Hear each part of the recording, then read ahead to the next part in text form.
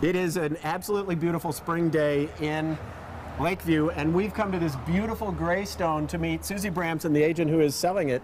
Susie, this is just, it's gorgeous. Tell me a little bit about it. It's a beautiful graystone home built in 1882 in the Richardsonian Romanesque style, and totally got rehabbed and renovated and restored to the period by the current owners. Terrific. It's got the gorgeous garden out front, and I know we'll see some more gardens out back. I feel sort of surrounded by plants here. We've got the arch with the ivy. I think you were telling me the ivy comes across the steps by fall, right? Exactly. It comes all across the steps. The people who live here are true gardeners who love doing all of the house, and even the front has been planted by them. They've done a fabulous job. Well, good. Let's see what they've done inside. Okay. Great. Well, this is terrific, and it's very restored. They've done a lot of work. They've done a fabulous job. The dental molding here in the entrance foyer was original, and so they were able to copy that in some of the other rooms where it hadn't survived time. Like here in this parlor, I was surprised to find that all of this molding and even this plaster medallion is new. This is the sort of thing people come in and restore, but instead these sellers actually came in and had to rebuild these kinds of details. They had to rebuild they took all these walls down and rebuilt the house from the outside in. Oh, that's terrific. And it even replaced the curved windows, which was a difficult thing to find someone to replace those windows.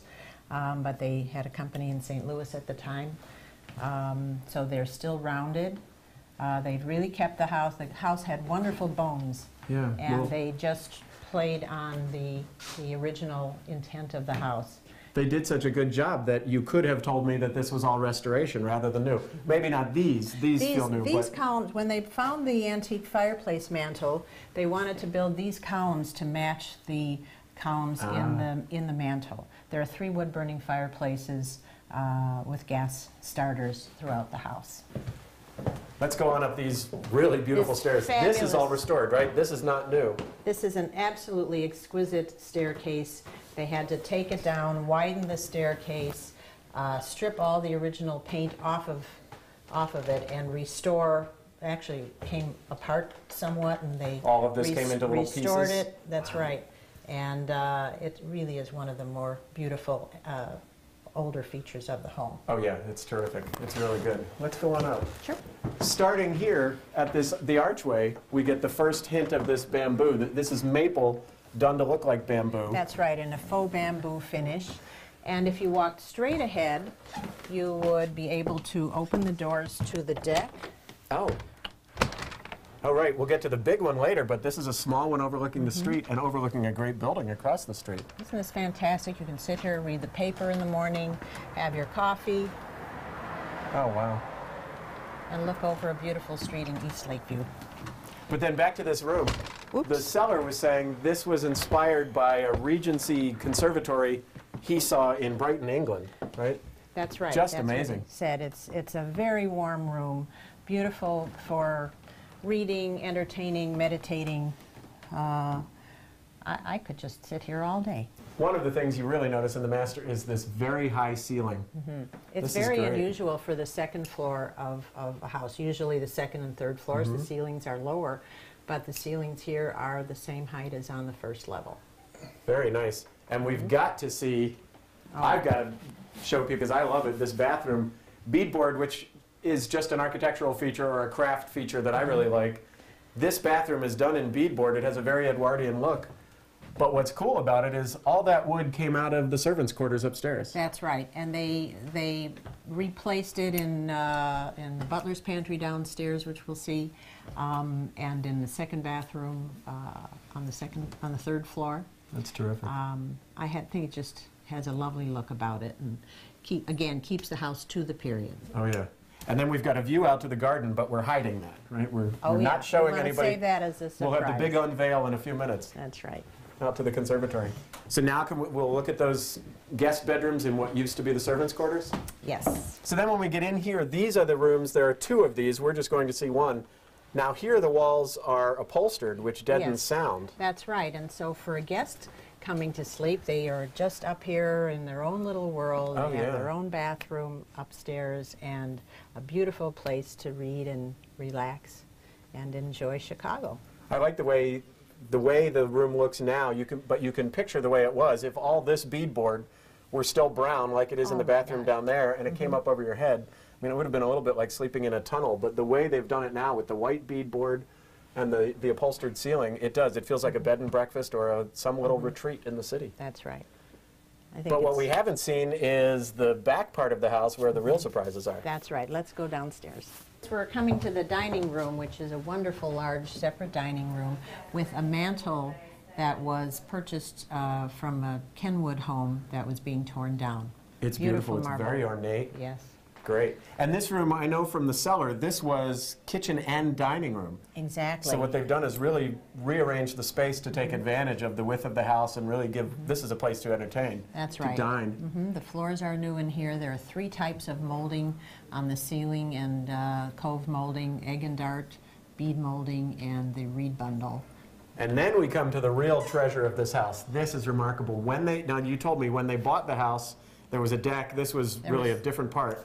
But what they've done is put in this 2-story conservatory. That's right, from a company in England called the Endega Company, and they actually come out and service it every year. It's terrific. And this was the end of the original house, and then the whole conservatory, which is separately heated and air conditioned, is the true unique aspect of the house. Sure.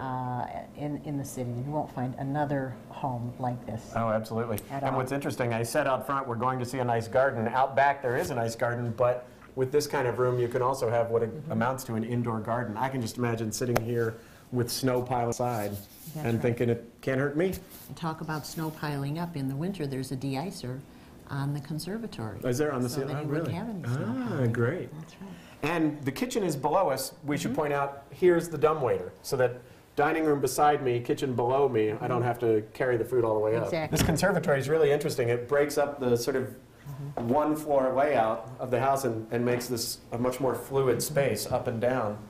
And they decided to excavate the garden so that you would walk right out from the kitchen to the garden. That was That's great. the gardening and the outdoor space of the house is very important to these owners, and they really maximized the use of gardening, greenery, and the outdoor. And then they also maximized the finishes they did, because one thing we know is this tin ceiling, though it looks like it could be vintage, is new.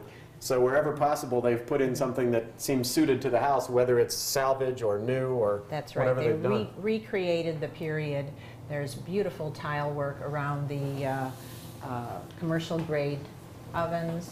There's the Tralson refrigerator, which everybody loves. There's storage underneath the drapery under the sinks, and then there's yet another sink in the butler's pantry with dishwasher. Well, I know what Clean the seller was saying was that this was originally for the servants, the summer kitchen, and what's nice is this has a real summertime feel. It does, because the outdoors comes in. Flow right out to the garden, and you've got the garden theme inside, but it just feels like the sort of place where I might cook on a very hot summer day. And this home is cooked in. They do a lot of entertaining here.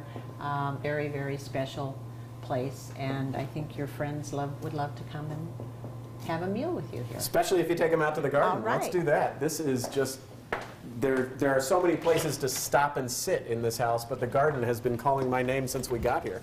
I know. I couldn't wait to get out Oh, here. wow. There's a bluestone flooring and the fountain, which stays with the home. There's ivy all over and beautiful perennial plantings. Rose bushes are not in bloom yet, but they sure will be. are backed up to the back of the garage. It's a new two-car garage. And that's something we should point out. I was surprised. I did not know it was a new garage because it's built with old brick and even old windows.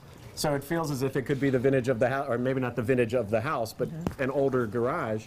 But they came in and they were so specific about detail that they wanted this to feel old and brick. It looks great. That's right.